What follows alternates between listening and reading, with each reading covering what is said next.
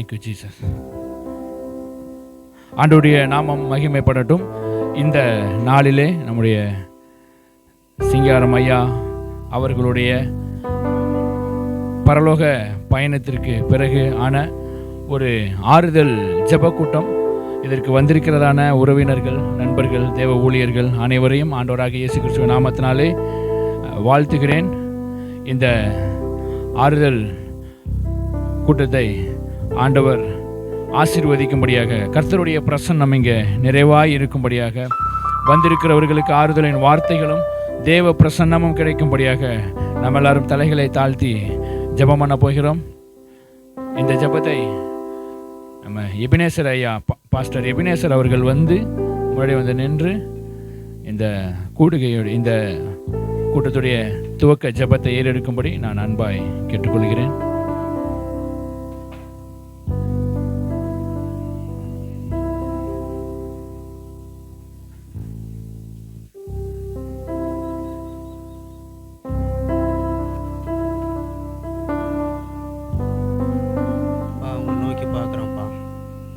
காலை நேரத்தில் ஆண்டவரே, இந்த ஆண்டவரே, இந்த இடத்துலேருந்து உங்களை நோக்கி பார்க்குறோம்ப்பா. Jesus, S Jesus. ஆண்டவரே, அருமையான ஐயா, அந்த உலகத்தில் இருந்த நாட்களில் எவ்வளவோ பாடுகளையும் கஷ்டங்களையும் எவ்வளவோ வேதனைகளையும் துயரங்களையும் ஆண்டவரே எவ்வளவோ பலவித பாடுகளை அனுமதித்த நேரத்திலும் ஆண்டவரே அவங்களுக்கு ஆண்டவரே அவங்க இந்த மரித்து ஆண்டவரே உங்களுடைய ராஜ்யத்துக்கு வந்திருக்காங்கப்பா. உடைய மகிமையான பரலோகத்துக்கு வந்திருக்காங்க. இந்த உலகத்தில் எவ்வளவோ கஷ்டங்களையும் பாடுகளையும் சரீரத்தில் எவ்வளவோ வேதனைகளையும் சுகவீனங்களையும் அவங்க அனுபவித்தாலும் ஆண்டவரே, இந்த உலகத்தில் இருந்து எவ்வளோ துயரங்களை அவங்க அனுபவித்தாலும் ஆண்டவரே அவங்க உங்களுடைய ராஜ்யத்துக்கு வந்திருக்காங்கப்பா. உங்களுடைய பரலோகத்துக்கு வந்திருக்காங்க. அவங்க உங்களுடைய ராஜ்யத்தில் இப்போ இருக்காங்க. இயேசுவே, எஸ்அப்பா, அவங்க மடியில் அவங்க இருக்கிறாங்க. உங்களுடைய பரலோகத்தில் அவங்க இருக்காங்க. அவங்கள நீங்கள் ஆற்றுகிறீங்க, அவங்கள தேற்றி இருக்கீங்க ஆண்டவரே. உங்களுடைய மடியிலே அவங்க இளைப்பாரி கொண்டு இருக்கிறாங்க. இந்த உலகத்தை விட்டு அவங்க வந்தாலும் உங்கள் பரலோகத்துக்கு வந்திருக்கிறாங்க. எஸ்அப்பா, உங்கள் மடியில் அவங்க இருக்கிறாங்க. அவங்கள நீங்கள் ஆற்றுகிறீங்க, தேற்றுகிறீங்க ஆண்டவரே. அவங்க உங்களுடைய மடியிலே இளைப்பாரி கொண்டு இருக்கிறாங்க. ஆண்டவரே, இந்த நாளில் நடக்க இருக்கிற இந்த ஆறுதல் கூட்டத்தை உங்கள் கரத்தில் நாங்கள் தருகிறோம்ப்பா. இதை கண்ணோக்கி பாருங்கள். அருமையான ஐயாவை இழந்திருக்கிற அருமையான கிங்ஸ்லி பாஸ்ட்டுக்காக ஆண்டவரே, அவங்க குடும்பத்தாருக்காக, அருமையான சகோதரிக்காக, பிள்ளைகளுக்காக, அவங்க சொந்த பந்தம் இன பந்துக்கள் எல்லாரையும் நினைத்து நாங்கள் உங்கள் சமூகத்தில் நாங்கள் ஜெபிக்கிறோம்ப்பா. அவங்கள நீங்கள் ஆறுதல் படுத்துங்க ஆண்டவரே. அவங்க துயரங்களை நீங்கள் மாற்றுங்கப்பா. இந்த நாளில் இந்த ஆறுதல் கூட்டத்தில் அவங்கள நீங்கள் ஆறுதல் படுத்துங்க. அவங்க வேதனைகளை மாற்றுங்க, அவங்க பாரத்தை மாற்றுங்க, அவங்க துயரத்தை மாற்றுங்க, அவங்க கண்ணீரை மாற்றுங்க, அவங்க கவலையை இந்த நாளில் நீங்கள் மாற்றுங்கப்பா. நீங்கள் அவங்களுக்கு ஒரு ஆறுதலை கொடுக்கணும்ப்பா. ஒரு சமாதானத்தை இந்த நாளில் நீங்கள் அவங்களுக்கு கட்டளையிடணும்ப்பா. இந்த நேரத்தில் உங்கள் சமூகத்தில் நாங்கள் ஜெபிக்கிற ஆண்டவரே, இந்த நாளில் பேசுகிற உங்களுடைய வார்த்தையானது அவங்களை ஆறுதல் படுத்தணும், அவங்கள தைரியப்படுத்தணும், அவங்கள திடப்படுத்தணும். சோர்ந்து போயிருக்கு அவங்கள நீங்கள் கண்ணோக்கி பாருங்கள். அவங்க சோர்வுகளை நீங்கள் மாற்றுங்க, அவங்க துயரத்தை மாற்றுங்க. அவங்க கண்ணீரை நீங்கள் தான்ப்பா துடைக்கணும், எங்களால் முடியாது. அவங்க கண்ணீரை நீங்கள் துடைங்க. உங்கள் கையால் அவங்களுடைய கண்ணீரை துடைங்க ஏசப்பா. உங்களுடைய கரங்களாலே அவங்கள நீங்கள் திடப்படுத்துங்க, அவங்கள தைரியப்படுத்துங்க ஆண்டவரே. அருமையான ஐயா உங்களுடைய ராஜ்யத்துக்கு வந்திருக்காங்க. நாங்களும் ஒரு நாள் ஆண்டவரே உங்களுடைய ராஜ்யத்துக்கு வரும்போது, பரலோக ராஜ்யத்துக்கு வரும்போது அருமையான ஐயாவை நாங்கள் பார்ப்போம். அந்த ஆறுதலாலே நாங்கள் தேற்றப்பட எங்களுக்கு உதவி செய்யுங்கப்பா. ஸ்தோத்திரம். இந்த அருமையான குடும்பத்தாரை நீங்கள் ஆறுதல் படுத்துங்க ஆண்டவரே. இந்த கூட்டத்தை ஆண்டவரே, இந்த ஆறுதல் கூட்டத்தை உங்கள் கரத்தில் நாங்கள் தருகிறோம்ப்பா. நீங்கள் பொறுப்பேற்று நடத்துங்கப்பா. நான் துதிகர மகிமையில நமக்கே செலுத்துகிறோம். இயேசு கிறிஸ்து நாம் ஜெபிக்கிறோம் நல்ல பிதாவே. Thank you pastor, thank you. நம்ம ஒரு இரு பாடல்களை நம்ம பாடி கர்த்தரை நம்ம மகிமைப்படுத்த போகிறோம். பாடல்கள் அப்படிங்கிறது நம்ம கலாச்சாரத்தில் சந்தோஷத்துக்கும் பாடல்கள் தான், துக்கத்துக்கும் பாடல்கள் தான். அதனால் நம்ம சந்தோஷமாகவும் பாடலாம், துக்கமாகவும் பாடலாம். அதாவது ஆண்டவரை குறித்ததான எதிர்கால நம்பிக்கை இல்லாதவர்கள் துக்கத்தோடு பாடுவாங்க. நம்ம கர்த்தரை கொடுத்த நம்பிக்கையோடு இருக்கிறவர்கள் மறுபடியும் நம்ம அவரை பார்ப்போங்கிற நம்பிக்கையில் நமக்கு முன்னாடி போயிட்டார், நம்மளும் அங்கே போக போகிறோம் அப்படிங்கிற சந்தோஷத்தோட பாட போகிறோம். வேதத்தில் ஒரு வசனம் இருக்குது, ஆண்டவராக இயேசு கிறிஸ்துவுடைய நாமமே அல்லாமல் நம்ம ரட்சிக்கப்படுவதற்கு வேறு ஒரு நாமம் இல்லை அப்படின்னு சொல்லி கட்டளையிடப்படவில்லை அப்படின்னு சொல்லப்பட்டிருக்கு. ஆண்டவராக இயேசு கிறிஸ்துவுடைய நாமத்தை நம்ம இயேசுவின் நாமம், இனிதான நாமம், இணையில்லா நாமம், இன்ப நாமம், இந்த பாடலை நம்ம பாடி நம்ம ஆண்டவரை மகிமைப்படுத்த போகிறோம். கர்த்தருடைய பிள்ளைகள் உற்சாகமாய் கரங்களை தட்டி நீங்கள் பாடல்களை நீங்கள் பாடும்படி நான் எங்களோடு இணைந்து பாடும்படி அன்பாய் கேட்டுக்கொள்கிறோம். பாடலாமா?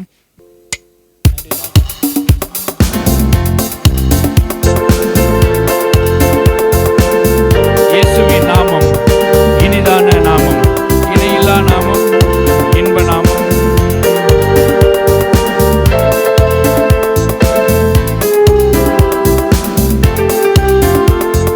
இயேசுவின் நாமம், இனிதான நாமம், இணையில்லா நாமம், இன்ப நாமம்.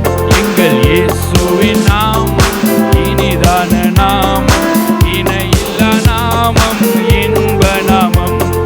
பாவத்தை போக்கும், பயம் அதை நீக்கும், பரம சந்தோஷம் பக்தரு கலிக்கும். பாவத்தை போக்கும், பயம் அதை நீக்கும், பரம சந்தோஷம் பக்தரு கலிக்கும். இயேசுவின் நாமம், இனிதான நாமம், இணையில்லா நாமம், இன்ப நாமம். இயேசுவின் நாமம், இனிதான நாமம், இணையில்லா நாமம், இன்ப நாமம். வானிலும் பூவிலும் மேலான நாமம், வானாதி வானவர் இயேசுவின் நாமம். வானிலும் பூவிலும் மேலான நாமம், வானாதி வானவர் இயேசுவின் நாமம். இயேசுவின் நாமம், இனிதான நாமம், இணையில்லா நாமம், இன்ப நாமம். எங்கள் இயேசுவின் நாமம், இனிதான நாமம், இணையில்லா நாமம், இன்ப நாமம். நேற்றும் என்றும் என்றும் மாறிடா நாமம், நம்பினோரை என்றும் கைவிடா நாமம். நேற்றும் என்றும் என்றும் மாறிடா நாமம், நம்பினோரை என்றும் கைவிடா நாமம். இயேசுவின் நாமம், இனிதான நாமம், இணையில்லா நாமம், இன்ப நாமம். இயேசுவின் நாமம், இனிதான நாமம், இணையில்லா நாமம், இன்ப நாமம். முழங்கால் யாவும் முடங்கிடும் நாமம், மூன்றில் ஒன்றாக ஜொலிப்பவர் நாமம். முழங்கால் யாவும் முடங்கிடும் நாமம், மூன்றில் ஒன்றாக ஜொலிப்பவர் நாமம். இயேசுவின் நாமம், இனிதான நாமம், இணையில்லா நாமம், இன்ப நாமம். இயேசுவின் நாமம், இனிதான நாமம், இணையில்லா நாமம், இன்ப நாமம். பரிமள தைலமாம் இயேசுவின் நாமம், பாரெங்கும் வாசனை வீசிடும் நாமம்.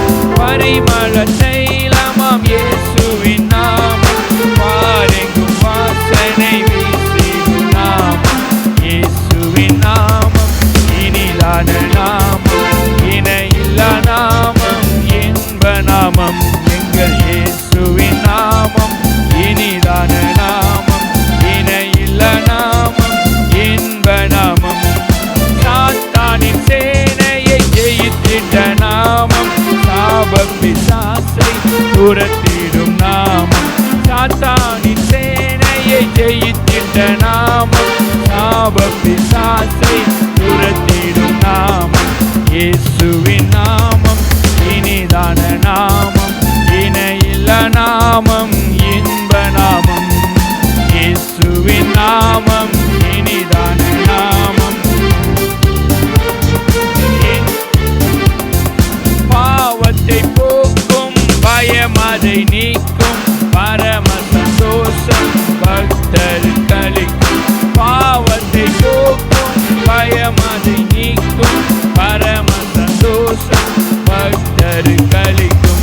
இயேசுவின் நாமம், இனிதான நாமம், இணையில்லா நாமம்,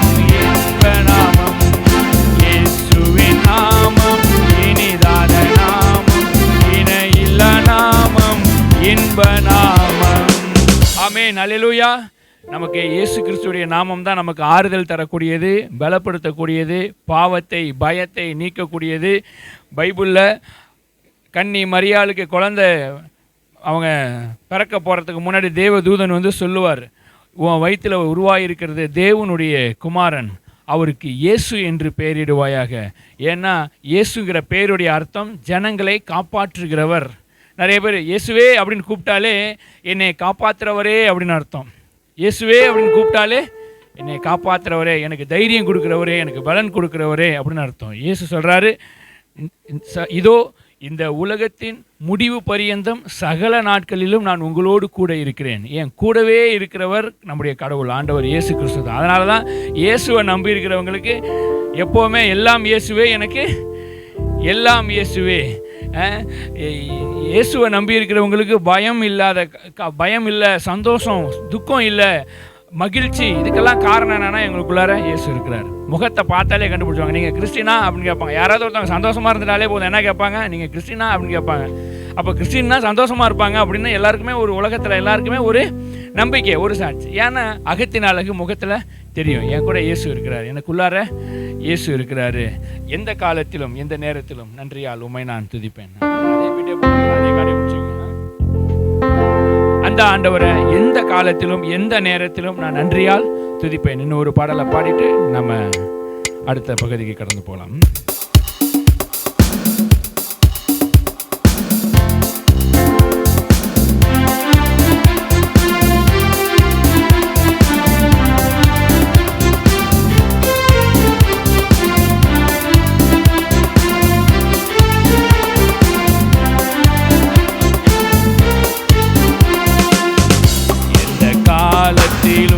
எந்த நேரத்திலும் நன்றியால் உம்மை நான் துதிப்பேன். இயேசுவே உம்மை நான் துதிப்பேன், துதிப்பேன், எந்த வேளையிலும் துதிப்பேன். இயேசுவே உம்மை நான் துதிப்பேன், துதிப்பேன், எந்த வேளையிலும் துதிப்பேன். ஆதியும் நீரே, அந்தமும் நீரே, ஜோதியும் நீரே, என் சொந்தமும் நீரே. ஆதியும் நீரே, அந்தமும் நீரே, ஜோதியும் நீரே, என் சொந்தமும் நீரே.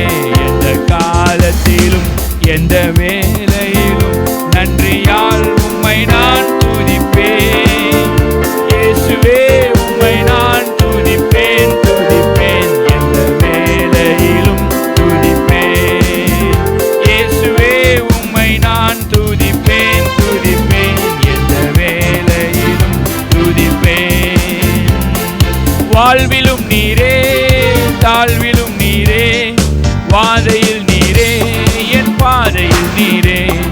வாழ்விலும் நீரே, தாழ்விலும் நீரே, வாதையில் நீரே, என் பாதையில் நீரே. எந்த காலத்திலும் எந்த நேரத்திலும் நன்றியால் உம்மை நான் துதிப்பேன். இயேசுவே உம்மை நான் துதிப்பேன், துதிப்பேன், எந்த வேளையிலும் துதிப்பேன். இயேசுவே உம்மை நான் துதிப்பேன், துதிப்பேன், எந்த வேளையிலும் துதிப்பேன். துன்ப நேரத்தில் என் இன்பமும் நீரே, இன்னல் வேளையில் மாறாதவர் நீரே. துன்ப நேரத்தில் இன்பமும் நீரே, இன்னல் வேளையில் மாறாதவர் நீரே. எந்த காலத்திலும் எந்த நேரத்திலும் நன்றியால் உம்மை நான் துதிப்பேன். இயேசுவே உம்மை நான் துதிப்பேன், துதிப்பேன், எந்த வேளையிலும் துதிப்பேன். இயேசுவே உம்மை நான் துதிப்பேன், துதிப்பேன், எந்த வேளையிலும் துதிப்பேன்.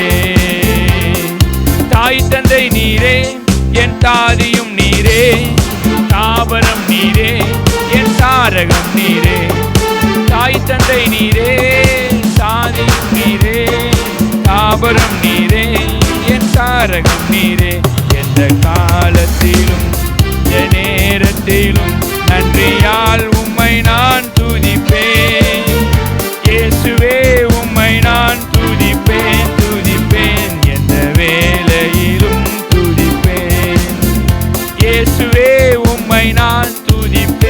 துதிப்பேன், எந்த வேளையிலும் துதிப்பேன்.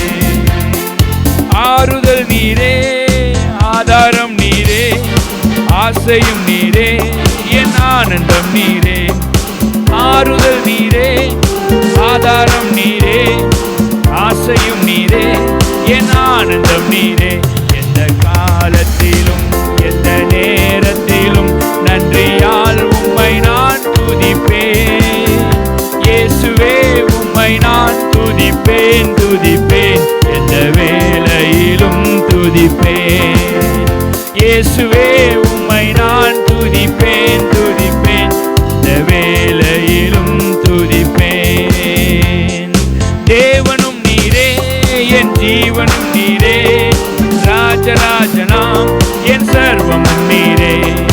தேவனும் நீரே, என் ஜீவனும் நீரே, ராஜராஜனாம் என் சர்வமும் நீரே. எந்த காலத்திலும் எந்த நேரத்திலும் நன்றியால் உம்மை நான் துதிப்பேன். இயேசுவே உம்மை நான் துதிப்பேன், துதிப்பேன், எந்த வேளையிலும் துதிப்பேன்.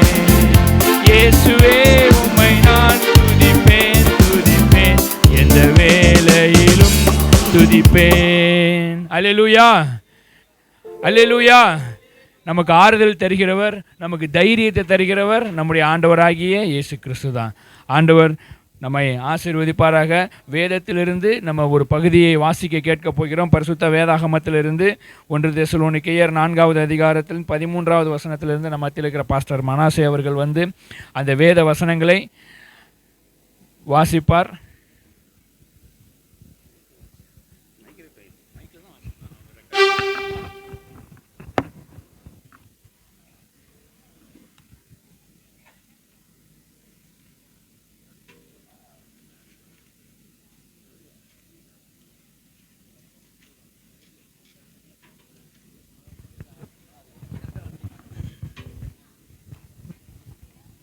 ஹல்லேலூயா. அன்றியும் சகோதரரே, நித்திரை அடைந்தவர்கள் நிமித்தம் நீங்கள் நம்பிக்கையற்றவர்களான மற்றவர்களைப் போல துக்கித்து அறிவில்லாதிருக்க எனக்கு மனதில்லை. இயேசுவானவர் மரித்து பின்பு எழுந்தார் என்று விசுவாசிக்கிறோமே.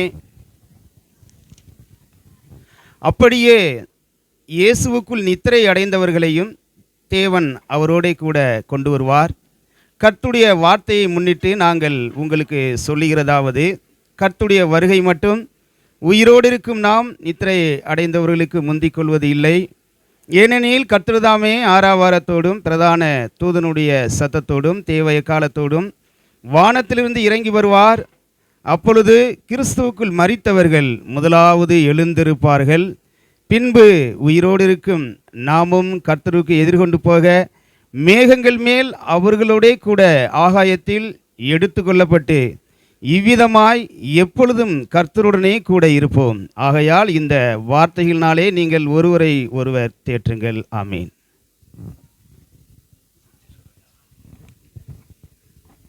இப்போ ஐயாவுடைய குடும்பத்தார் வந்து அவரை குறித்ததான சாட்சியை பகிர்ந்து கொள்வாங்க.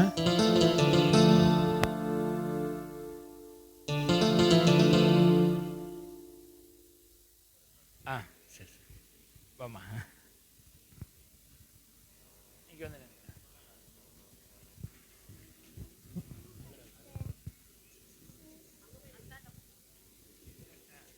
தெரியுமா?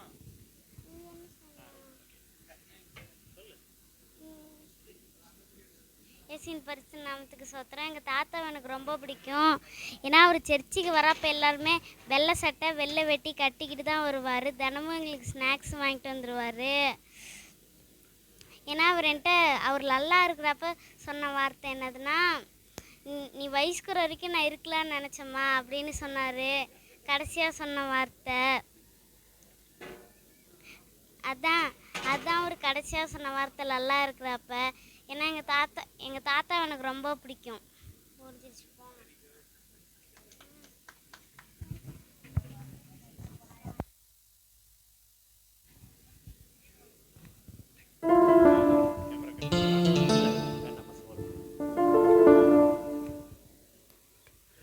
கர்த்தருடைய நாமம் மகிமைப்படுவதாக.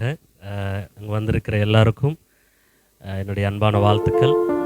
என்னுடைய உறவினர்கள், சொந்த பந்தங்கள் எல்லாருக்கும் என்னுடைய வாழ்த்துக்களை தெரிவித்துக் கொள்கிறேன்.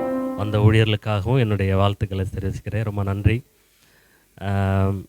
நான் இயேசுவை ஏற்றுக்கொண்டு கிட்டத்தட்ட 15-16 ஆண்டுகள் ஆகுது.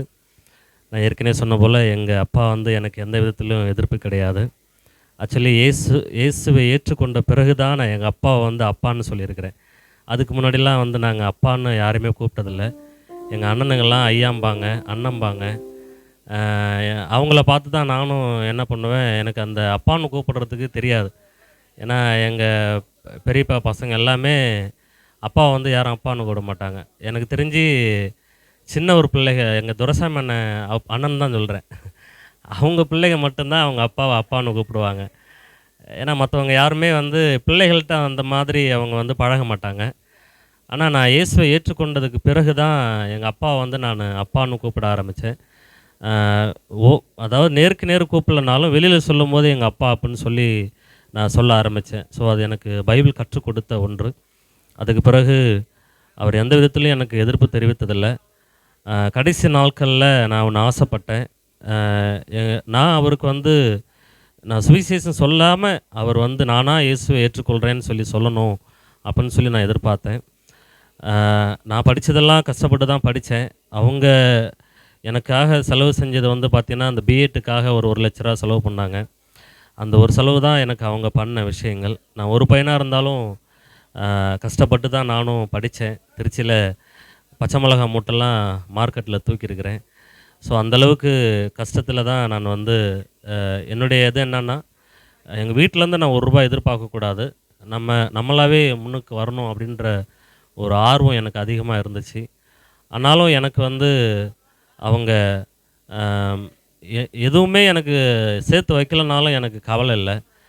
கடைசி நேரத்தில் எப்படியாவது அவங்க ஆண்டவரை ஏற்றுக்கொள்ளணும் அப்படிங்கிறதான் என்னுடைய ஆசை. அப்போது வந்து அவர் நான் படிச்சுட்டு வேலைக்கு போயிட்டு நான் சம்பாதிச்சு கொடுப்பேன் அப்படின்னு சொல்லி நினச்சாங்க. ஆனால் நான் இயேசுவை படிச்சுட்டு இருக்கும்போதே நான் அங்கீகரித்ததுனால எனக்கு எப்படியாயிலும் கடவுளை பற்றி நான் சொல்லணும், எல்லாருக்கும் சொல்லணும் அப்படின்னு சொல்லி தான் என்னுடைய ஆசை. ஸோ அதற்கும் எங்கள் வீட்டில் தடை இல்லை. எங்கள் அப்பா ரொம்ப நல்ல மனுஷன். அவர் வந்து பார்த்திங்கன்னா யாருடைய வம்புக்கும் போக மாட்டார். அவர் உண்டு, ஒரு வேலை உண்டு. அவர் வேலைக்கு போவார், வீட்டுக்கு வருவார், வேலைக்கு போவார், வீட்டுக்கு வர, இதுதான். மற்ற மாதிரி யாருக்கிட்டேயும் வந்து ரொம்ப தவறாக எதுவும் பேச மாட்டார். நான் அவர்கிட்ட கற்றுக்கொண்ட பாடம், தன்னுடைய வேலையை மட்டும் பார்ப்பார், தனக்கு பிரச்சனை இல்லாத இருக்கிற சூழலை மட்டும் பார்ப்பார். என்னை பொறுத்த வரைக்கும் அவர் வந்து எனக்கு பரலோகத்துக்குள்ளே அவர் இருக்கிறது தான் நான் எனக்கு மிகப்பெரிய சந்தோஷம். கடைசி நாட்களில் வந்து பார்த்திங்கன்னா ஒரு வருஷம் எனக்கு ரொம்ப ஹெல்ப்ஃபுல்லாக இருந்தார். அந்த ஒரு வருஷம் அதில் ஒரு 6 மாதம் எனக்கு வேலையை விட்டு ஒரு வருஷம், அதில் ஒரு 6 மாதம் எனக்கு ரொம்ப உதவியாக இருந்தார். நாங்கள் வெளியில் போனோன்னா எனக்கு அங்கே கூட வீட்டை பார்த்துக்குவார், சர்ச்சை பார்த்துக்குவார். சும்மா இருக்க மாட்டார், எதையாகிலும் ஒன்று செஞ்சிட்டே இருப்பார். முள்ளை வெட்டுவார், க்ளீன் பண்ணுவார், ஏதாவது ஒன்று பண்ணிகிட்டே இருப்பார்.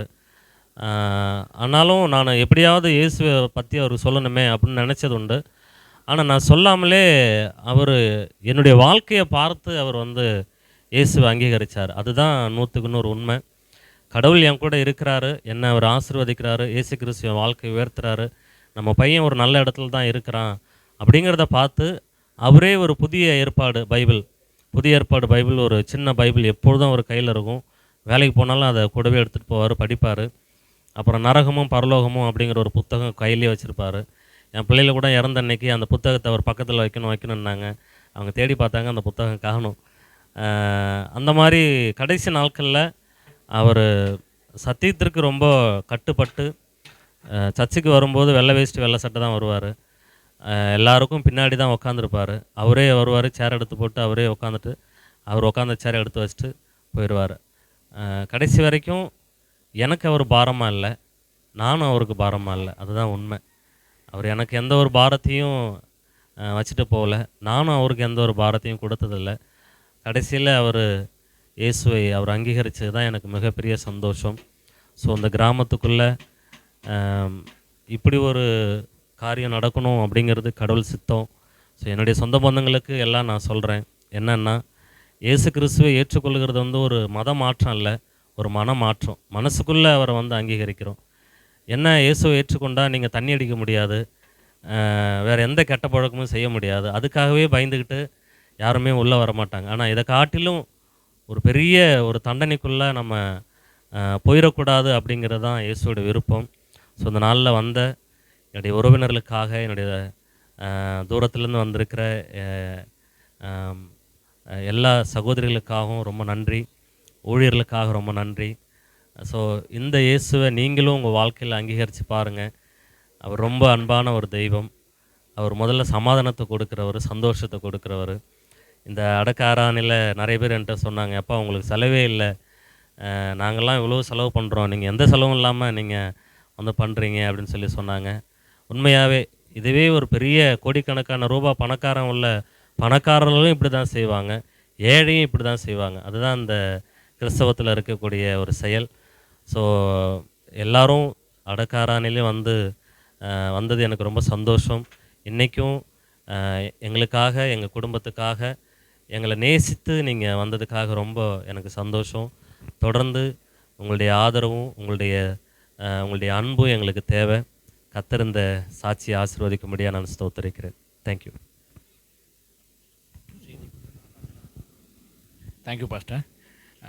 பாஸ்டர் சொன்னார், ஒரு சின்ன விஷயத்தை மட்டும் சொல்கிறேன். கிறிஸ்தவத்துக்குள்ளார வந்துட்டால் தண்ணி அடிக்க முடியாது, சிகரெட் அடிக்க முடியாது அப்படின்னு சொன்னாங்கள்ல, அதில் ஒரு சின்ன திருத்தம். சிகரெட் பிடிக்கிறதையோ இல்லை தண்ணி அடிக்கிறதையோ கிறிஸ்தவத்துக்குள்ளார வந்தால் தான் விட முடியும், இல்லாமல் விட முடியாது. அதை ஏன்னா ஆண்டவருக்குள்ளார வந்தால் மட்டும்தான், இயேசு மட்டும்தான் அந்த விடுதலையை தராரு. அதுதான் ஒரு சின்ன திருத்தம். உள்ளே வந்தால் முடியாதேன்னு நினைக்கக்கூடாது, உள்ளே வந்தால் தான் விட முடியும். ஆண்டவர் நம்மை ஆசீர்வதிப்பாராக. தொடர்ந்து கர்த்தருடைய வார்த்தையின்படியாய் வழியாய் கர்த்தர் நம்மை ஆசீர்வதிக்க போகிறார். ஆண்டவருடைய வார்த்தை நம்ம மத்தியில் இருக்கிற ஆண்டவருடைய தாசன் அவர்கள் வந்திருக்கிறாங்க. ஊழியர் அவர்களை நான் அழைக்கிறேன். வேதத்திலிருந்து தேவனுடைய ஆறுதலின் வார்த்தைகளை நமக்கு அவர் கொடுக்கும்படியாக கேட்டுக்கொள்கிறேன்.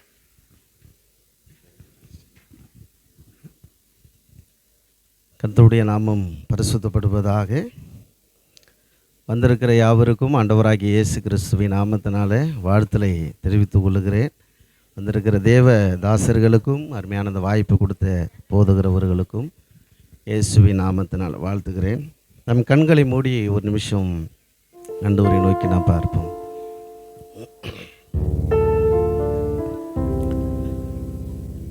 ஒரு தாய் தேற்றுவது போல் என் நேசர் தேற்றுவார்.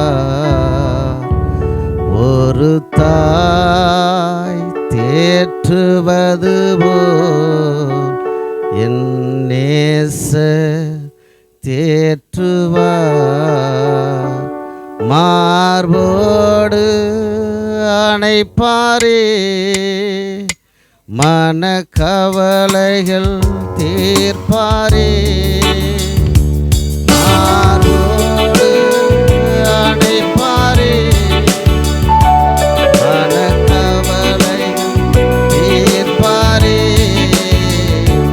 ஒரு தாய் தேற்றுவது போல் என் நேசர் தேற்றுவார்.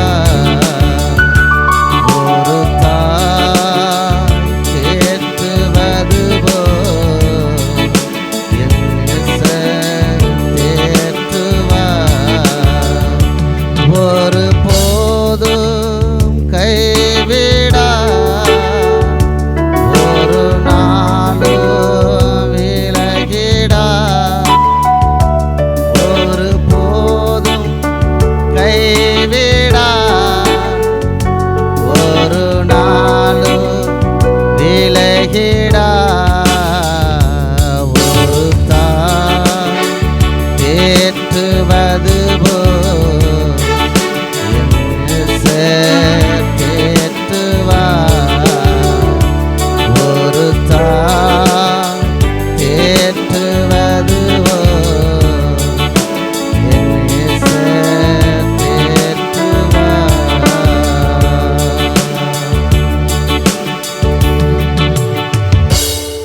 ஆண்டவரே, பரலோகத்தின் தகப்பனே, நீர் ஒருவர் தான் ஆறுதல் படுத்துகிற தேவன். நீர் இந்த இடத்துல கடந்து வந்து இந்த ஆறுதலின் கூடுகையில் உம்முடைய மகிமையின் பிரசனத்தை ஆண்டவரை அனுப்பி நீர் எங்களை ஆறுதல் படுத்த வேண்டும் என்று இந்த இடத்துல நாங்கள் மன்றாடுகிறோம். உம்முடைய நாமம் மட்டும் இந்த இடத்துல உயர்த்தப்படட்டும். நீ இந்த இடத்தை கர்த்தாவே உம்முடைய கிருபையினாலும் உம்முடைய மகத்துவத்தினாலையும் நீ சூழ்ந்து கொள்வீராக. ஆண்டவரே, உம்முடைய வார்த்தைகள் போய் வெறுமையாய் திரும்பி வருவதென சொல்லி உம்முடைய வார்த்தைகள் சொல்லியிருக்கிறது. ஆண்டவரே, நீர் ஆண்டவரே உம்முடைய வார்த்தைகளை கொண்டு எங்களோட நீர் பேசும், எங்களை தேற்றும், எங்களை கட்டி எழுப்பும். உமக்கே மகிமை உண்டாகட்டும். இயேசுவின் நாமத்தினால் ஜெபிக்கிறேன். ஜெபங்கள் நல்ல பிதாவே, ஆமென். கர்த்தருடைய நாமம் பரிசுத்தப்படுவதாக.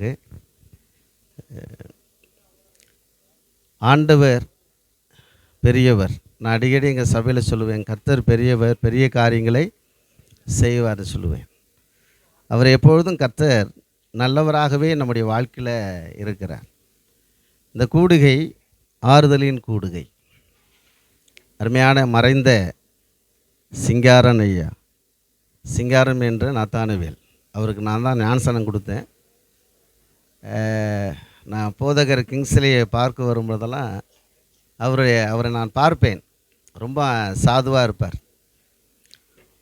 ரொம்ப அமைதியாக இருப்பார், வாப்பாம்பார், அவ்வளோதான். ஆனால் போகிற வரைக்கும் போகும்போதும் சரி போயிட்டு வாங்கப்பாம்பார். ஒரு காரியங்கள் என்னென்னு சொன்னால், எங்கே பிறந்தோம், எப்படி வளர்க்கப்பட்டோம் என்பது முக்கியமல்ல.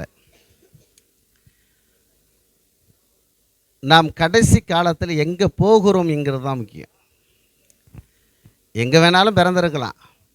மாடி வீட்டில் பிறந்திருக்கலாம், ஒரு சாதாரண கூரை வீட்டில் பிறந்திருக்கலாம், சாலை ஓரத்தில் சிலர் பிரசவமாகிறார்கள், அங்கே பிறந்திருக்கலாம், எங்கே வேணுமெனாலும் என்ன செஞ்சுருக்கலாம், பிறந்திருக்கலாம். ஆனால் நாம் மரித்த பிறகு எங்கே போகிறோம் என்பது தான் ஒவ்வொரு மனிதர்களுக்குள்ளேயும் இருக்கிறதான கேள்விகள். அருமையான சிங்காராயா குறித்து அவங்க பேத்தி சாட்சி சொன்னாங்க, அவங்க மகன் சாட்சி சொன்னார்கள். அந்த சாட்சி மிகப்பெரிய ஒரு மேன்மையான ஒரு சாட்சி. ஏன்னா ஒரு பெற்றோரை குறித்து ஒரு மகன் சொல்லுகிற சாட்சி இருக்க, அது உன்னதமான ஒரு சாட்சி. அவர் சொன்னார், எங்கள் அப்பா வந்து இயேசுவை ஏற்றுக்கொள்ளல, கடைசி காலத்தில் என்ன செய்தார், இயேசுவை ஏற்றுக்கொண்டார். அதை காட்டில் ஒரு பொக்கிஷம் எதுவுமே இல்லை. அருமையான போதகர் கிங்ஸ்லி வந்து இயேசு கிறிஸ்துவை ஏற்றுக்கொள்ளாத இருக்கும் பொழுது அவர் எந்த விதமான தடையும் சொல்ல பாருங்க. அதுதான் அவர் கொடுத்துருக்கிற மிகப்பெரிய சொத்து. ஏன்னா நிறைய இடங்களில் இயேசு கிறிஸ்துவை ஏற்ற உடனே பயங்கரமான எதிர்ப்புகளை என்ன செய்வாங்க, சொல்லுவார்கள். ஆனால் தன்னுடைய மகன் ஒரு வழியை தேர்வு செய்யும் பொழுது அந்த தேர்வுக்கு அவர் தடையாக என்ன செய்யலை, இல்லை, சரி அவருடைய வழியில் என்ன செய்யட்டும் போட்டு ஏதோ ஒரு வழியை அவர் என்ன செஞ்சுருக்கிறாரு, தேர்வு செய்திருக்கிறார். தூரத்தில் இருந்து என்ன செய்வோம், பார்ப்போம். அப்படி குணாதிசயத்தை அவர் சொல்லும்போது சொல்கிறார், என்னுடைய வாழ்க்கையை பார்த்து என் தகப்பனார் என்ன செய்தார், ஏற்றுக்கொண்டார். இன்றைக்கி நிறைய தகப்பனார்களை பார்த்து பிள்ளைகள் இடையே இருக்கிறார்கள். பிள்ளைகள் நிறைய தகப்பனாருக்கு தலைவலியாக என்ன செய்திருக்கிறார்கள், மாறி இருக்கிறார்கள். இன்றைய காலகட்டங்களில் இருந்து கொண்டிருக்கிறாங்க. ஆனால் ஒரு மகனை பார்த்து ஒரு தகப்பனார் ஆண்டவராகிய இயேசு கிறிஸ்துவை ஏற்றுக்கொண்டு நானும் அந்த இயேசுக்குள்ளே வாழ வேண்டியது சொல்லி அவரை நான் ஞானஸ்தானம் கொடுக்கும்போது சொல்லும்பொழுது அவர் சொன்னார், நான் இயேசு கிறிஸ்துவை குறித்து என்ன செஞ்சுருக்கிறேன், படிச்சிருக்கிறேன், நான் ஒரு விசுவாசிக்கிறேன், நான் பரலோக ராஜ்யத்துக்கு என்ன செய்வேன், போவேன்னு சொன்னார். பாருங்கள், அவருக்குள்ளே இருக்கிற ஒரு விசுவாசத்தை பாருங்கள், ஒரு நம்பிக்கையை பாருங்கள். அதுதான் மிக முக்கியமான ஒரு காரியங்கள். நம்ம மரித்த பிறகு எங்கே போகிறோம் அதுதான். இன்றைக்கி இந்துக்கள் எடுத்துக்கிட்டிங்கன்னு சொன்னால் மோட்சம்ங்கிறதான வழிகளுக்கு போகிறதுக்கு என்ன செய்வாங்க, பலவிதமான புண்ணியங்களை என்ன செய்வார்கள், தான தர்மங்கள்லாம் என்ன செய்வாங்கன்னா செய்வார்கள். ஆனால் வேதம் என்ன சொல்லுகிறதுங்கிறதை குறித்து தான் நம்ம இன்றைக்கி என்ன செய்கிறோன்னா நம்ம பார்க்க போகிறோம். நீங்கள் யோவான் எழுதின சுவிசேஷம் 14ஆம் அதிகாரம் அதனுடைய 1வது வசனத்தை ஒருவர் எடுத்து வாசிப்போம். உங்கள் இருதயம் கலங்காதிருப்பதாக தேவனிடத்தில் விசுவாசமாயிருங்கள், என்னிடத்திலும் விசுவாசமாயிருங்கள். இங்கே வசனம் சொல்லுகிறது உங்கள் இருதயம் கலங்காது இருப்பதாக.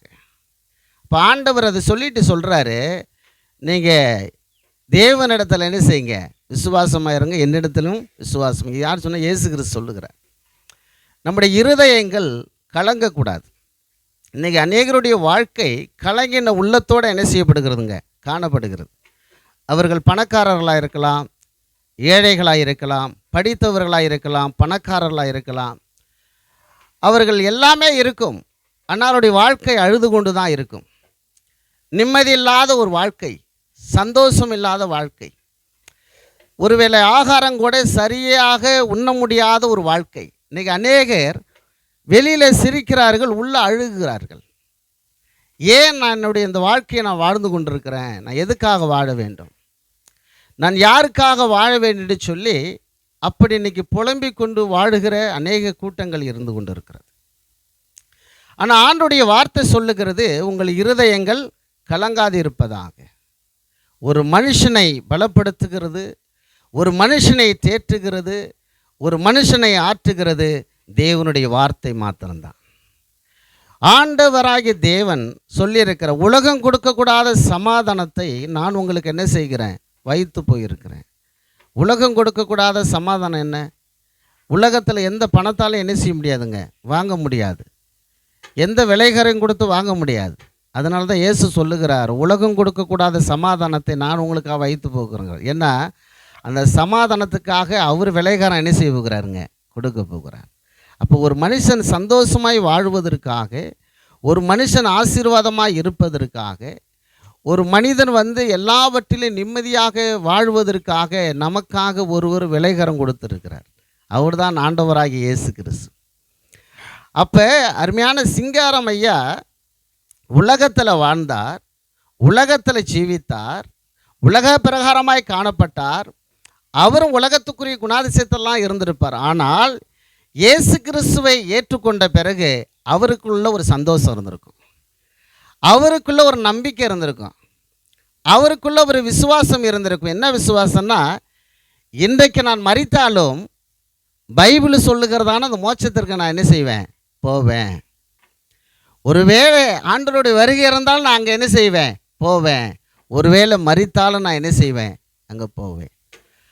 அப்போ உயிரோடு இருந்தாலும் இயேசு கிறிஸ்துவ இடத்துல போகிறதுக்கு அவருக்கு ஒரு நம்பிக்கை இருந்திருக்கும்.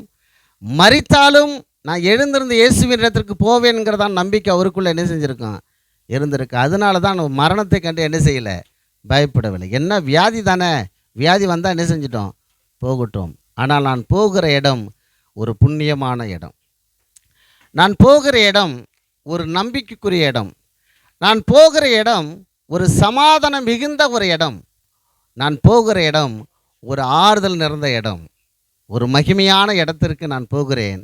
எனக்காக விலைகரம் கொடுத்த, ஜீவனை கொடுத்த இயேசுவோட வாழை போகிறோங்கிறதான அந்த நம்பிக்கை அருமையான அந்த ஐயாக்குள்ளே என்ன செஞ்சுருக்கோம், இருந்திருக்கும். இன்றைக்கி அதே போல் தான் நமக்கு அந்த நம்பிக்கை ஆண்டவர் என்ன செய்கிறார்னா எதிர்பார்க்கிறார். பைபிளில் ஒரு கதை சொல்லப்பட்டிருக்கிறது. ஒரு பணக்காரன், ஒரு ஏழை, பெரிய செல்வந்தன். அவனுக்குள்ள வேலையாட்கள் இருக்கிறார்கள், பெரிய அரண்மனை இருக்கிறது, ராஜபோகமாக வாழ்ந்து கொண்டிருக்கிறார், நிறைய சகோதரர்கள் இருக்கிறார்கள், எல்லாருக்கும் தான தர்மங்களை அள்ளி வீசுகிறான். அவன் வீட்டில் எப்பொழுதும் ஆட்கள் என்ன செய்வார்கள், சாப்பிட்டு கொண்டே இருப்பார்கள். அந்த அவன் அளிக்கிற அந்த உணவுகளில் சாப்பிட்டு கொண்டு வாழக்கூடிய ஒரு ஏழை மனிதன் என்ன செய்யப்பட்டான், காணப்பட்டான். இருவரும் ஒரே நாளில் என்ன செய்கிறார்கள், மரிக்கிறார்கள். என்றைக்குமே நீங்கள் நல்லா தெரிந்து கொள்ளுங்க, நான் பணக்காரன், நான் ஏழை, நான் இப்படி தான் மரிப்பேன், நான் பணக்காரன் அப்படி தான் மரிப்பேன்னு மரணத்தை என்ன செய்ய முடியாதுங்க, தடுத்து நிறுத்த முடியாது. மரணத்துக்கு ஒரு காலங்கள் என்ன செய்ய முடியாது, கொடுக்க முடியாது. நிறைய விஞ்ஞானிகள் கண்டுபிடிக்கிறாங்க, எல்லாமே கண்டுபிடிக்கிறாங்க. மரணத்தை யாராலும் என்ன செய்ய முடியாது, தடுத்து நிறுத்த முடியாது. ஏன்னா வேத வசனம் தெளிவாக சொல்லுகிற, பிறப்பதும் மரிப்பதும் பின்பு நியாயத்தீர்ப்பு அடைவதும் மனுஷனுக்கு என்ன செய்யப்பட்டிருக்கான், நியமிக்கப்பட்டிருக்கு. இது நியமனம், இது கர்த்தருடைய கட்டளை. அவன் ஏழை, பணக்காரன், பெரிய ஆள், செல்வந்தன், செல்வாக்கு நிறைந்தவன், அரசியல்வாதி, யாரா வேணுமானாலும் இருக்கட்டும், மரணம் என்பது எல்லாருக்கும் ஒன்றுதான். அது தாயின் கருவிலே கற்பந்தரித்தது முதல் இந்த உலகத்தில் வயது சென்று மரிக்கிற வரை என்றைக்கு வேணாமலும் எப்போ வேணுமானாலும் ஒரு மனுஷனுக்கு மரணத்தை சந்திக்கலாம். ட்ராவல் பண்ணி கொண்டிருக்கும் போது மரிக்கலாம். நான் ஒரு ஸ்டோரியை படித்தேன், நான் ஒரு செய்தியை படித்தேன். ஒரு அம்மா கவர்மெண்டில் வேலை பார்க்கக்கூடிய ஒரு நபர் சிக்னலில் நின்று கொண்டு இருக்கிறார்கள். வண்டி சிக்னலில் நிற்கிது, டிரைவர் பக்கத்தில் ஓட்டி கொண்டிருக்கிறார். இந்த அம்மா முன்னாடி உட்காந்துருக்கிறாங்க. அப்படியே மறிச்சிட்டாங்க. மரணம் யாருக்கு வேணுமானாலும் வரலாம், எவருக்கு வேணுமானாலும் வரலாம். படுத்தா எழுந்திருக்க முடியாது. போகும்போது வரலாம், இருக்கும்போது வரலாம், சாப்பிடும்போது வரலாம், எப்போ வேணுமானாலும் வரலாம். எந்த மனுஷனும் மரணத்தை என்ன செய்ய முடியாது, தடுத்து நிறுத்த முடியாது. ஆனால் வேதம் சொல்லுகிறது, பிறப்பதும் மரிப்பதும் பின்பு நியாய தீர்ப்பு அடைவது மனுஷனுக்கு நியமிக்கப்பட்டிருக்கிறது. அப்போ நியாய தீர்ப்பில் ஒரு நாள் எல்லாருமே நிற்பாங்க. நாம் எங்கே போகிறோம்ங்கிறது தான் முக்கியம். இன்றைக்கி சிலர் என்ன செய்வார்கள், பெற்றோர்கள் இருக்கிற வரைக்கும், அவர் சொன்னார் அருமையான போதகர் கிங்ஸ்லி, என் தகப்பனார் எனக்கு பாரமாக இருக்கவில்லை, நானும் அவருக்கு பாரமாக இருக்கலை. என்னை அவர் என்ன செய்யலை, பாரப்படுத்தலை. இன்றைக்கி நிறையா பாருங்கள், பிள்ளைகள் என்ன செய்வார்கள் சொன்னால், பெற்றோர்களுக்கு ஒரு வேளை சாப்பாடு கொடுக்க மாட்டாங்க, ஒரு வேளை ஆகாரம் கொடுக்க மாட்டாங்க. ஆனால் மரித்த பிறகு பல லட்சம் ரூபாய் செலவு செய்து ஆடம்பரமாய் என்ன செய்வார்கள், அடக்கம் செய்வார்கள். நல்ல பயங்கரமாக குயிலாட்டம். ஒரு இடத்துல ஒரு டெத்துக்கு நான் போயிருந்தேன். பார்த்தீங்கன்னு சொன்னால் அங்கே அந்த எல்லாம் லேடிஸு ஜென்ஸுன்னு சொல்லி டான்ஸ் ஆடுறாங்க. ஒரு அம்மா இறந்துட்டாங்க. அப்போ என்ன செய்ய, அவங்க ரட்சிக்கப்படாதவங்க, இயேசுவை அறியாதவங்க. அப்போ நான் அந்த அடக்கத்துக்கு நான் போயிருந்தேன். நான் அந்த வீட்டுக்கு துக்கத்துக்கு போயிருந்தேன். அப்போ போய் நான் கொஞ்சம் நேரம் அந்த அம்மா துக்கத்தில் கலந்துட்டு உட்காந்துருந்தேன். பார்த்தீங்கன்னா அழுகிறாங்க ஒரு பக்கம், ஒரு பக்கம் டான்ஸ் என்ன செய்யுதுங்க, பாட்டு பாடி நடந்துகிட்டு இருக்கு.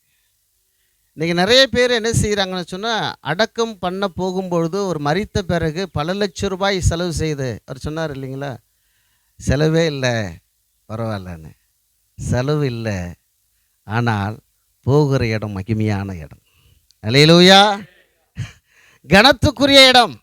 ஒருவேளை மற்றவருடைய பார்வையில் இது அற்பமாக எண்ணப்படலாம். என்னையா ஒரு ஆட்டம் பாட்டம் இல்லை, ஒன்றும் இல்லை, நாங்கள்லாம் பாரு தடபுடலாம், கரகாட்டம் என்ன குயிலாட்டம்னா எல்லா ஆட்டம். ஆனால் ஆட்டத்தோடு போகலாம், மரித்த பிறகு எங்கே போகிறோம்ங்கிறது தான் முக்கியம். அப்போ அந்த பணக்காரர்கள் பாருங்கள், பயங்கரமாய் செல்வந்தாய் வாழ்ந்து கொண்டு இருந்தான். கனம் என்ன, மரியாதை என்ன, மதிப்பு என்ன, விலை உயர்ந்த வஸ்திரம் என்ன, குடிக்கிற பானம் என்ன, சாப்பிடுகிற சாப்பாடு என்ன, எல்லாமே விலை உயர்ந்தது தான். ஆனால் இந்த ஏழை மனிதனுக்கு அந்த பணக்காரன் வீட்டிலேருந்து கிடைக்கிற ஆகாரங்கள் மாத்திரம்தான். 2 பேரும் ஒரே நாள் மரிக்கிறார்கள். ஒரு வேளை நீங்கள் நினச்சி பாருங்கள், ஒரு சாதாரண மனிதர்கள் மரித்தாலுமே தடபுடலாம் என்ன செய்கிறாங்க, பயங்கரமாக ஆர்ப்பாட்டத்தோடு கொண்டு போகிறாங்க. ஒருவேளை கனம் நிறைந்த அந்த மனிதர் மரித்ததுனால எப்படிலாம் அந்த மனிதனை தூக்கிட்டு போயிருப்பாங்க, பயங்கரமாக இருந்திருக்கும். ஆனால் 2 பேரும் போகிற இடம் வேறு வேறு இடம். இந்த ஏழை லாசரு அவன் மரித்தான். அவன் தேவதூதர்கள் அவனை கொண்டு போய் ஆபிரகாம் மடியில் என்ன செய்தாங்க, இளைப்பாறும்படியாக அங்கே வைக்கப்பட்டான். இந்த பணக்காரன் அந்த செல்வந்தன் ஆடம்பரமாய் வாழ்ந்தான்.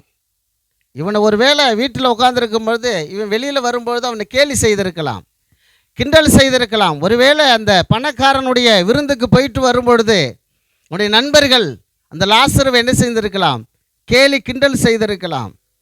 ஆனால் அவன் தேவனுடைய சமூகத்திற்கு என்ன செய்தான், ஏழை லாசருவை இளைப்பாரி கொண்டிருந்தான். இந்த பணக்காரன் இந்த உலகத்தில் எல்லா செல்வத்தோடு வாழ்ந்தவன் நரகம் என்கிறதான இடத்திற்கு என்ன செய்தான், கடந்து போனான். பாருங்க எப்படிப்பட்ட மனவேதனை. எல்லா செல்வத்தோடு வாழ்ந்தான். மனிதர்கள் மதித்தார்கள், கனம் பெற்றார்கள், ஒரே சலீட் அடித்தார்கள், எல்லா விலை உயர்ந்த வஸ்திரங்களும் உடுத்தினார்கள். ஆனால் மரித்த பிறகு நரகம் என்கிறதான இடத்திற்கு அந்த மனிதன் போனான். அவன் லாசருவை பார்க்கிறான். நம்முடைய வீட்டு வாசற்படியில் உட்கார்ந்திருந்த நபர் தானே, வாசல் அருகே நம்மை போடுகிற ஆகாரத்தை சாப்பிட்ட மனுஷன் தானே, அவனுக்கு இவ்வளோ பெரிய கனமா, இவ்வளோ பெரிய மரியாதையா? ஐயோ, நல்லா இருக்கிற, நான் வேகிற இடத்துல இருக்கிறேனே, அவன் நன்றாக இருக்கிற இடத்துல என்ன செய்கிறான், இருக்கிறானே, நான் தாகத்தினால வாடுகிறேனே, எனக்கு குடிக்க தண்ணி கூட ஒருவர் என்ன செய்யலை, குடிக்கல. இன்றைக்கி நம்ம சாராயத்தில் குடிக்கலாம், பீரில் குடிக்கலாம், எல்லா வேணாலும் குடிக்கலாம். ஆனால் குடிக்கலாம், அது 3 மணி நேரம், 4 மணி நேரம், 5 மணி நேரம், 6 மணி நேரம், அல்லது விடிகிற வரைக்கும் அது நமக்கு சந்தோஷத்தையும் அமைதியும் ஏற்படுத்தலாம். ஆனால் நாம் மரித்த பிறகு எங்கே போகிறோம்ங்கிறது தான் முக்கியம். அவன் எல்லாவற்றையும் செய்தான், அவனுக்கு சந்தோஷம் இருந்திருக்கும். ஆனால் மரித்த பிறகு அவன் அங்கே நரகத்தில் இருக்கிறான், குடிக்க தண்ணி கிடைக்கல. நிறைய பேருக்கு தண்ணி கொடுத்தவனுக்கு என்ன செய்யலைங்க, தண்ணி கிடைக்கல. அவங்களுடைய வாழ்க்கையில் ஒரு நரக வேதனை அனுபவிக்கிறான். லாசருவை பார்க்கிறான், அவன் ஆசீர்வாதமாக இருக்கிறான். அப்போ ஆண்டவர்கிட்ட வேண்டுதல் பண்ணுகிறான், ஆண்டவரே அவனுடைய விரலின் நுனியை தொட்டு தண்ணியில் தொட்டு என் நாவில் என்ன செய்யுங்க, வைங்க, என் தாகம் என்ன செய்யட்டும், தீரட்டும். அப்படிலாம் முடியாதப்பா, வேற என்ன செய்ய? அவன் சொல்லும்போது நீ என்ன செய்யலை, கேட்கல. நீங்கள் நிறைய பேர் சொல்லுகிறார்கள், இயேசுவை நம்புங்கள், இயேசுவை ஏற்றுக்கொள்ளுங்கள், இயேசுதான் ஜீவன் உள்ளவர், அவர்தான் பரிசுத்தமான தேவன், அவரை நம்புங்கள், பரலோக ராஜ்யம் சமீபித்திருக்கிறதுன்னு சொல்லும் பொழுது நமக்கு பைத்தியமாக தோன்றுகிறது. வேதம் சொல்லுகிறது, சிலுவையின் உபதேசம் கெட்டு போகிறவர்களுக்கு பைத்தியமாகவும் அதை நம்புகிற நமக்கு தேவ பலனாகவும் என்ன செய்யப்படுகிறது, இருக்கிறது. ஒருவேளை சொல்லும் அது நோவா ஒரு காலத்தில் சொன்னான், அந்த காலத்தில் மழை இல்லை, செடி கொடி பூண்டுகள் எல்லாமே பனியினால தான் என்ன செய்யப்படுது, முளைத்து வந்தது. ஆண்டவர் சொன்னார் நோவாவை பார்த்து, நீ ஒரு பேழையை உண்டு பண்ணு, அந்த பேழைக்குள்ளே என்ன செய்ய, எல்லாரையும் உன் குடும்பத்தை கொண்டு வர வேண்டும், யாரெல்லாம் என்னுடைய வார்த்தை ஏற்றுக்கொள்ளுகிறார்களோ அவர்களெல்லாம் என்ன செய்ய, சேர்த்துக்கொள், இந்த பூமியை நான் தண்ணீரினால் அழிக்க போகிறேன்னு சொல்லி நோவாவுக்கு ஆண்டவர் சொன்னார். ஆனால் நோவா எல்லாத்தையும் சொன்னான், ஐயா தண்ணினால் இந்த உலகம் அழிய போகுதுங்கய்யா, நீங்கள் கடவுளை நம்புங்க, கடவுளை நம்புங்க, கடவுளை நம்புங்க, கடவுளை நம்புங்க. எல்லோரும் சிரித்தாங்க, கேலி செய்தாங்க, கிண்டல் பண்ணாங்க, நோவாவுக்கு பைத்தியம் பிடிச்சுன்னு சொன்னாங்க. எல்லாரும் கேலியும் கிண்டலுமாக பண்ணி கொண்டிருந்தார்கள். ஆனால் ஒரு நாள் மழை வந்தது. தேவன் வானத்தை திறந்தார், பூமியின் ஊற்றுக்கண்களை திறந்தார், மேலேயும் மழை கீழையும் தண்ணீர். கப்பல் கொஞ்சம் கொஞ்சமாக பேட மிதக்க ஆரம்பித்தது. அப்போதான் நோவா சொன்னதான காரியங்கள் உணர்வு அடைந்தது. ஐயோ, நோவா சொன்ன காரியங்கள் உண்மை. நோவா எத்தனைய நாள் கிண்டல் அவன் சொன்னான், நீங்கள் மனம் திரும்புங்கள், பேழைக்குள்ளே வாங்கன்னு சொன்னான். ஆனால் அவனுடைய வார்த்தைகளை நம்ம என்ன செய்தோம், கேலியும் கிண்டலமாக செய்து அவனை அசட்டை பண்ணினோம். அவனுடைய குடும்பங்களை என்ன செய்யப்படுது, பாதுகாக்கப்பட்டது. ஐயோ, நம்ம இப்பொழுதாவது தப்பித்து கொள்ளுவேன்னு சொல்லி போய் என்ன செய்தார்கள், பேழையை தட்டினார்கள். காலம் சென்று விட்டது. இந்த வேதம் சொல்லுகிறது, இதையே இரட்சணைய நாள், இதையே அனுகிரகமான நாள். கர்த்தர் கிருபையின் தேவன், அவர் கிருபையாக நம்ம மேலே இறங்குகிறார். இந்த வாய்ப்பு இனி ஒரு நாள் என்ன செய்யாது, கிடைக்காது. ஒருவேளை ஆண்டவராகிய இயேசு கிறிஸ்து வருவார்னு சொன்னால் அடுத்த சுவிசேஷம் என்ன செய்யாதுங்க, கிடைக்காது. இன்றைக்கு இயேசுவை குறித்து சொல்லுகிறவர்கள் அவரோட பரலோக ராஜ்யத்தை கடந்து போய் விடுவார்கள். சொல்லுவதற்கு ஆள் இருக்காது, கேட்க மனசு இருக்கும், காது திறந்திருக்கும், இயேசுவை ஏற்றுக்கொள்ள வேண்டும்ங்கிற விருப்பம் இருக்கும், சொல்லுவதற்கு யாரும் இருக்க மாட்டார்கள். ஒருவேளை உங்களுக்கு சுவிசேஷம் அறிவிக்கப்படுகிறதா, இயேசு கிறிஸ்துவை குறித்து சொல்லப்படுகிறதா, அதை அன்போடு ஏற்றுக்கொள்ளுங்கள். சிந்திச்சு பாருங்க. இந்த உலகத்தில் இயேசு சொன்ன எல்லா காரியமும் நடந்து கொண்டிருக்கிறது. ஜாதிக்கு ஜாதி எழும்புனார், ராஜ்யத்துக்கு ராஜ்யம் எழும்புனார், கொள்ளை நோய் ஏற்படுனார், பூமி அதிர்ச்சி ஏற்படுனார், எல்லாம் சொன்னார். எல்லாமே நிறைவேறி கொண்டிருக்கிறது. ஆனால் இயேசு கிறிஸ்து வரப்போகிறார். இங்கே ஆண்டுடைய வார்த்தை சொல்லுகிறது, உங்கள் இருதயம் கலங்காதிருப்பதா. பாருங்கள், உங்களுடைய இருதயத்தை உலகத்தில் இருக்கும்போது என்ன செய்தாருங்க, கஷ்டப்பட்டார், வேதனை அனுபவித்தார். ஆனால் இயேசுவை உள்ளத்தில் என்ன செய்தாருங்க, ஏற்றுக்கொண்டார்.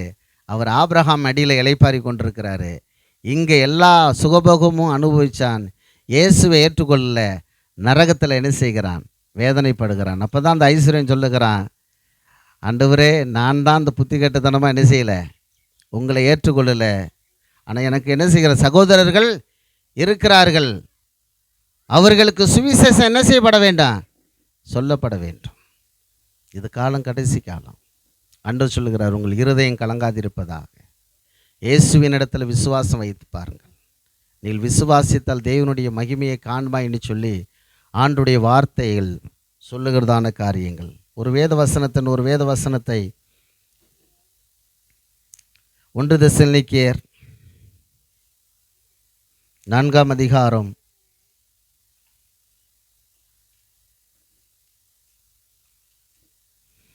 16வது வசனம். ஆரவாரத்தோடும் பிரதான தூதனுடைய சத்தத்தோடும் தேவ எக்காலத்தோடும் வானத்திலிருந்து இறங்கி வருவார். அப்பொழுது கிறிஸ்துவுக்குள் மரித்தவர்கள் முதலாவது எழுந்திருப்பார்கள். அருமையான சிங்காரம் ஐயா மரிக்கவில்லை, அவர் ஓய்வில் இருக்கிறார். இயேசு கிறிஸ்து அவருக்கு என்ன செய்கிறார்? ஓய்வு கொடுத்துருக்கார், தூங்கிட்டு இருக்கிறார். வசனம் அப்படி தான் சொல்லுது. அவர் நித்திரையாக இருக்கிறார். இப்போ தூங்குறவங்கள என்ன செய்வாங்க? திடீர்னு ஐயா எழும்புங்க, சீக்கிரம் எழும்புங்க போவோம். அப்போ அவங்க எழுந்திருப்பாங்க இல்லையா?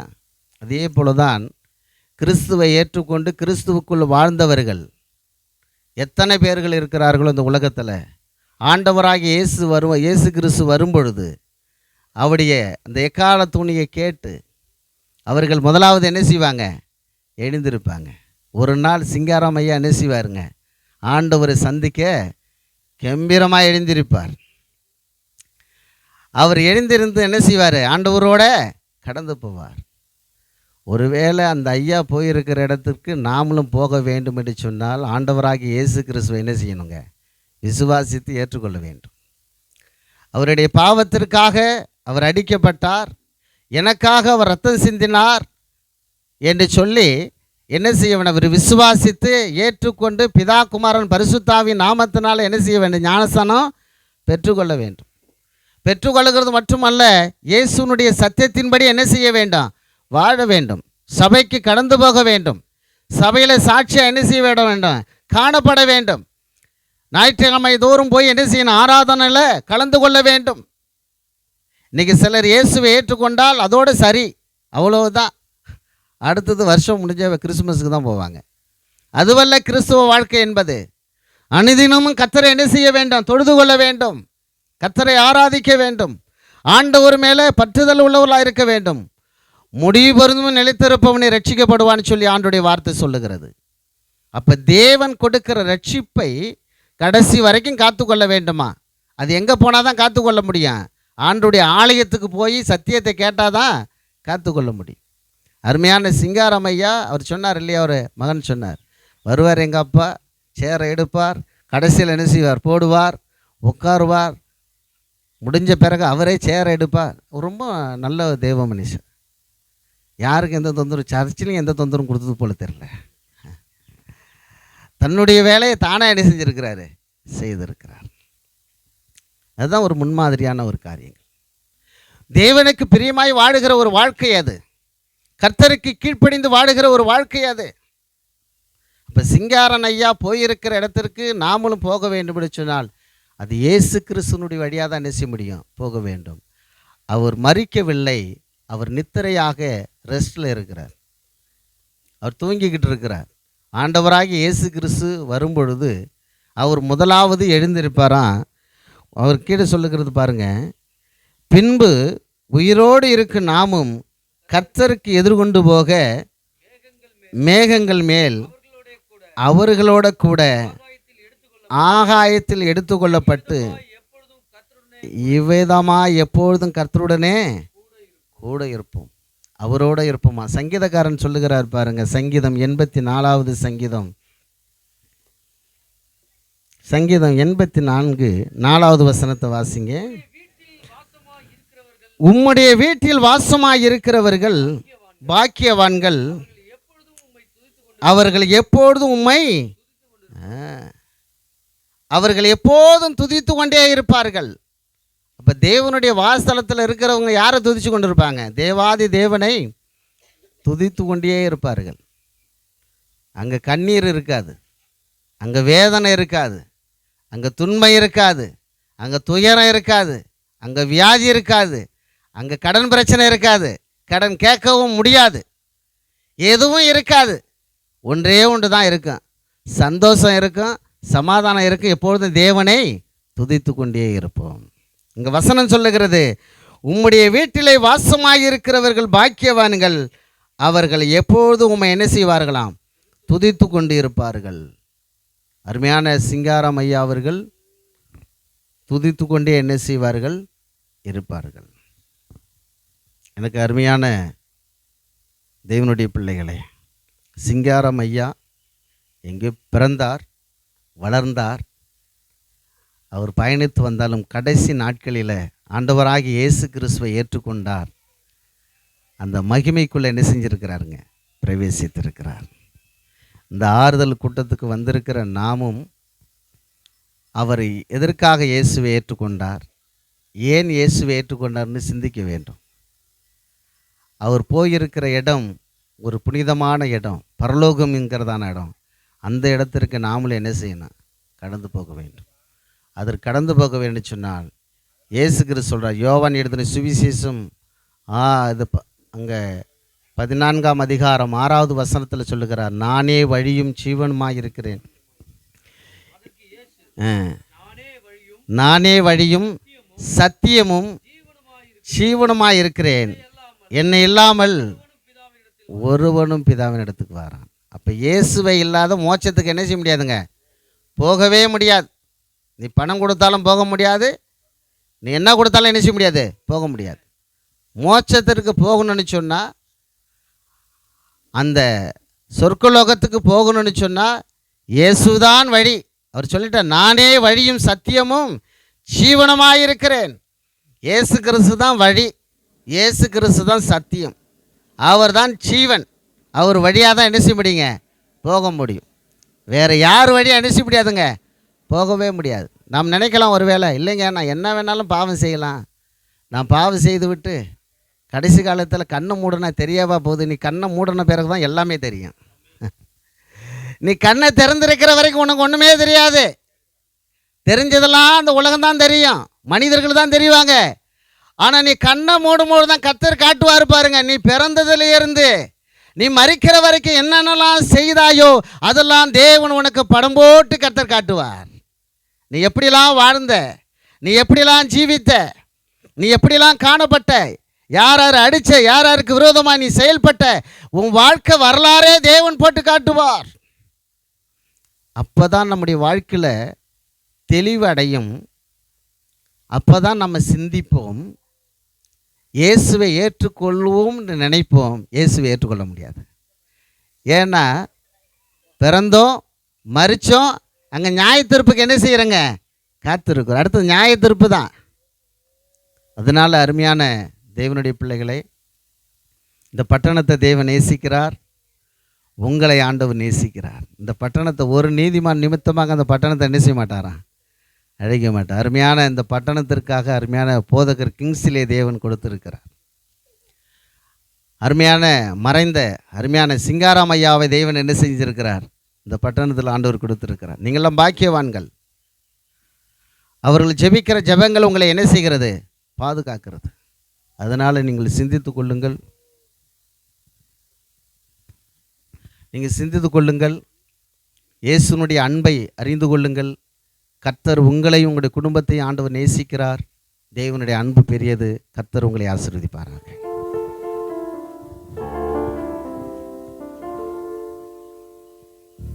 அப்படி நம்ம எல்லாரும் இருக்கிற இடங்களில் கண்களை மூடி நம்ம எல்லாரும் ஜெபிக்கலாம்.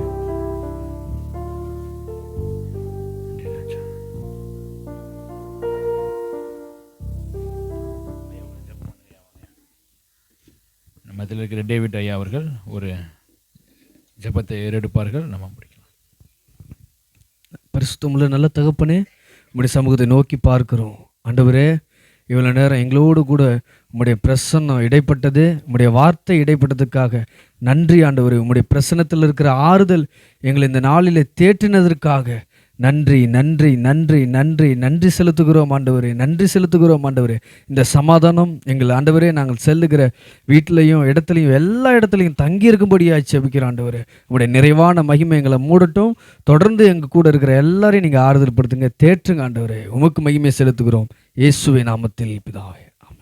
ஆமென். என் ஆத்துமாவே கர்த்தரை ஸ்தோத்திரி, என் முழு உள்ளமே பரிசுத்த நாமத்தை ஸ்தோத்திரி.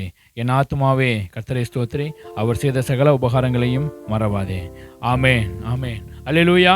ஆண்டவர் உங்கள் ஒவ்வொருவரையும் ஆசீர்வதிப்பாராக, ஆறுதல் படுத்துவாராக. இந்த கூட்டத்துக்காக வந்திருக்கிறவங்க யாவருக்கும் நன்றி. நீங்கள் எல்லாரும் இருந்து சாப்பிட்டுட்டு அதாவது சிக்கன் கிரேவி இருக்குது, சாப்பாடு வந்து இந்த ஒயிட் புலாவ்னு சொல்லுவாங்க. ஒருவேளை நீங்கள் சிக்கன் சாப்பிட்லனாலும் அந்த சாப்பாடை நீங்கள் தனியாக சாப்பிட்டுக்கலாம். இல்லை ரெண்டும் சாப்பிட்னாலும் ஒன்றும் பிரச்சனை இல்லை. ஸோ நீங்கள் எல்லோரும் சாப்பிட்டுட்டு போக முடியாது நான் அன்போடு கூட கேட்டுக்கொள்கிறேன். தேங்க்யூ.